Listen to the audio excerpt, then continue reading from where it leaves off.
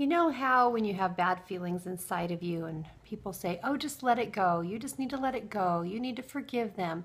And you want to, but you just don't know how. Like you can't change the way you feel.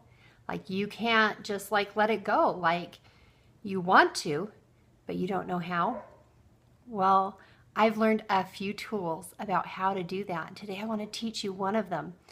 This tool is called finishing the conversation.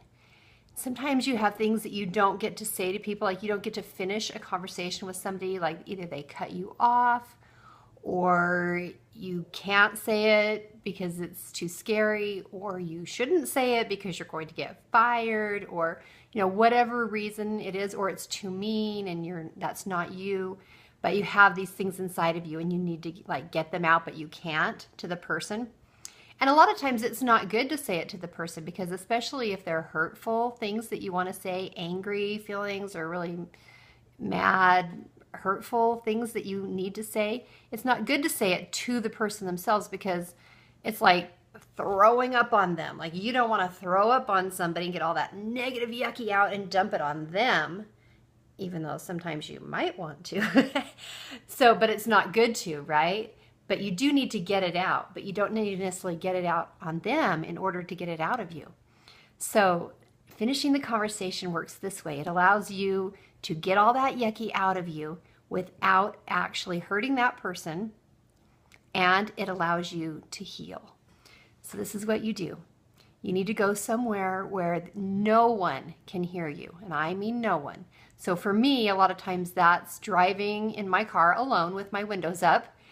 Or it could be like out in the middle of nowhere, somewhere in a field or something where there's no one around. Or if you're home alone, you could do it at home.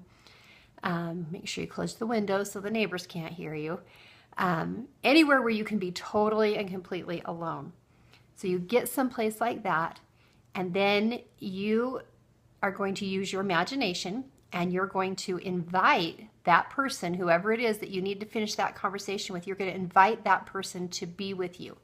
You're going to invite them to come and be with you. And you imagine that their image comes and is with you. And you're going to ask their image if you can tell them how you feel. And you imagine that their image says yes. Next, you tell them everything. Like you say everything that's in you that you want to say, that you couldn't really say if they were really there, probably. But you can say anything. You don't need to sugarcoat it. You can rant and rave. You can yell and scream. You can stomp your foot. Whatever it is you need to do to get it out of you. You're literally getting it out with your words, verbally taking it out of your body and putting it outside of yourself.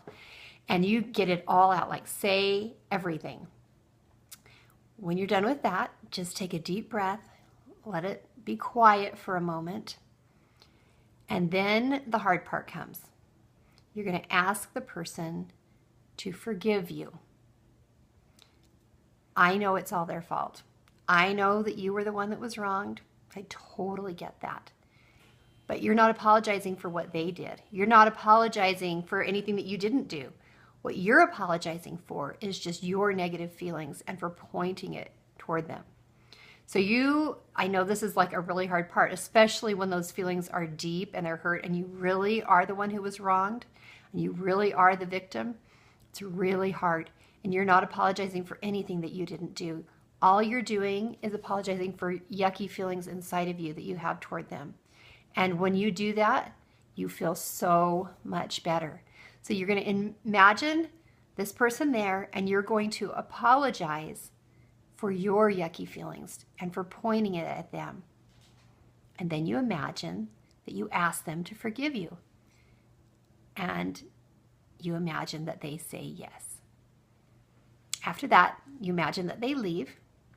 And at this point, if you have a higher power, and a higher power is really helpful, you're going to then address that higher power, and you're going to also apologize. So if that's God or whoever it is, you apologize to that being or that higher power as well for those same negative feelings. And then you're done. You let it go, and you will notice that you feel differently, that you feel lighter, that it really seems to be gone. Now, there has been a couple of times where I've had really, really hard feelings towards somebody, and I did this process, like I got it all out, I said everything, and I thought, and I felt better, but then like the next day or the day after that, or, in the next little while, there was like more, or it almost like it came back, but what happened was I didn't really get it all out. Like that was a layer, and then there was a couple more layers under that I wasn't aware of until I got rid of the first layer.